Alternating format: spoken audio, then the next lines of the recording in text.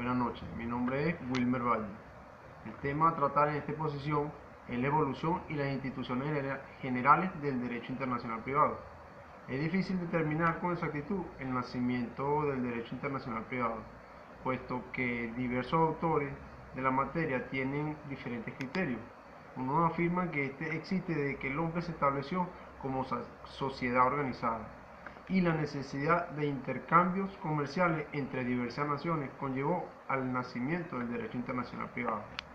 Pero también hay quienes afirman que este nace en Roma con el Ius Gentium, pero también hay quienes dicen que no es igual al derecho del Ius Gentium porque los romanos crearon un conjunto de normas por las cuales se iban a regir los ciudadanos romanos, que ellos llamaron el Corpus Iuris Civilis, y por lo tanto este conjunto de normas regulaba solo la conducta de los extranjeros, por ende era derecho interno. Sin embargo, la evolución se inicia de acuerdo al arraigo de su cultura, que en cierto modo podía entorpecer las relaciones entre ciudades de los imperios, caso como el romano, o simplemente entre las ciudades griegas, dieron cavidad a lo que hoy se conoce como derecho internacional privado, puesto que este derecho regulaba las necesidades entre las ciudades a fin de minimizar el impacto en cuanto a la territorialidad y la personalidad. Así que dentro de este ámbito, el derecho empieza a dar forma para salir de la frontera y poder atacar este tipo de problemática. Los romanos eran muy estrictos con el derecho de gente, que permitía a los ciudadanos romanos tener ciertas capacidades que en caso contrario no tenían los extranjeros. Por otro lado, se puede ver que el derecho es evolutivo, que junto a la sociedad el mismo se transforma y adhiere a esta con la finalidad de satisfacer determinadas necesidades.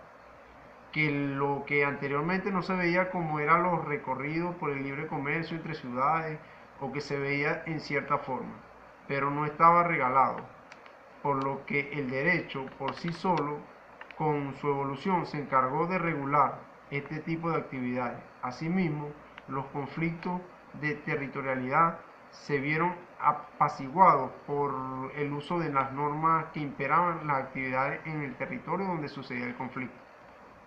Posterior a ello, en la Edad Media, surgen los glosadores, los cuales eran juristas de la época encargada de glosar el Corpus Iuris Civilis, buscándole sentido a los textos, comentándolos o añadiéndoles notas marginales y sobre todo adecuando los principios del derecho romano a las exigencias de los estatus o costumbres locales.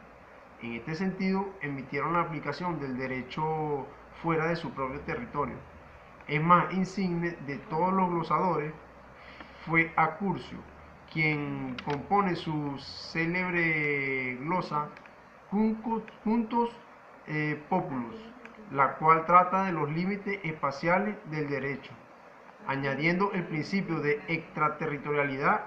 En realidad se refería a que la religión católica sería oficial para todos los pueblos del imperio, ya que según esta glosa se decía que si un boloñes se trasladara a Modena, no deberá ser juzgado por los estatus de Modena, por cuanto en una entidad política la ley sola se aplica a sus súbditos y por ello la ley moderna no se aplica a los boloñes.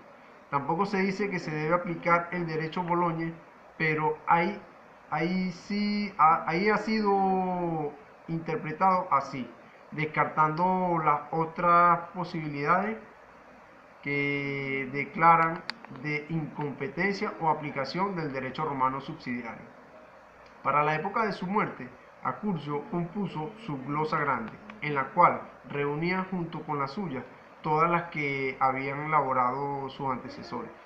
Luego aparecen las escuelas tales como la francesa, que se caracterizó por el surgimiento de los estados modernos, con luchas internas contra el régimen feudal y externas contra la fuerza del imperio y la ideología unificadora de la Iglesia Católica. Posteriormente, la escuela flamenco holandesa eleva el chauvinismo político, el chauvinismo jurídico a su máxima expresión, debido al vehemente deseo de independencia política nacida a causa de la larga ocupación extranjera. caracterizándose por una arraigada propensión a la territorialidad de la ley. Muy de acuerdo con las tendencias medievales, el pueblo holandés hasta el punto de defender y hacer descansar la aplicación del estatus personal en consideraciones extrajurídicas. Por su parte, la escuela alemana surge en el mundo sacudido por tres grandes hechos. Primero, en 1517 Europa se divide en el aspecto religioso, con la publicación de la tesis de Lutero.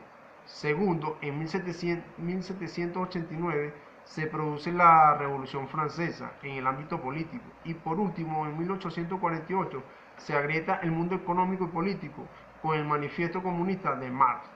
Asimismo, Savigny considera que los países conviven en una comunidad internacional, que la aplicación del derecho extranjero no es una regla de cortesía, sino como una obligación, la cual surge de la existencia de un mínimo de equivalencia entre las diversas instituciones jurídicas de los estados cuando ese mínimo peligra por instituciones desconocidas o violatorias. Surgen las leyes positivas, rigurosamente obligatorias, con lo que se bautiza el orden público. Y finalmente surge la escuela norteamericana, la cual se caracteriza por el territorialismo de las leyes y por la aplicación de las disposiciones extranjeras en razón de la cortesía internacional. Por otro lado, las instituciones generales del derecho internacional privado entran en vigencia con la promulgación de la Ley del Derecho Internacional Privado, implementando las fuentes internas por las cuales debe regirse el derecho nacional frente al derecho extranjero, así como las relaciones de orden público.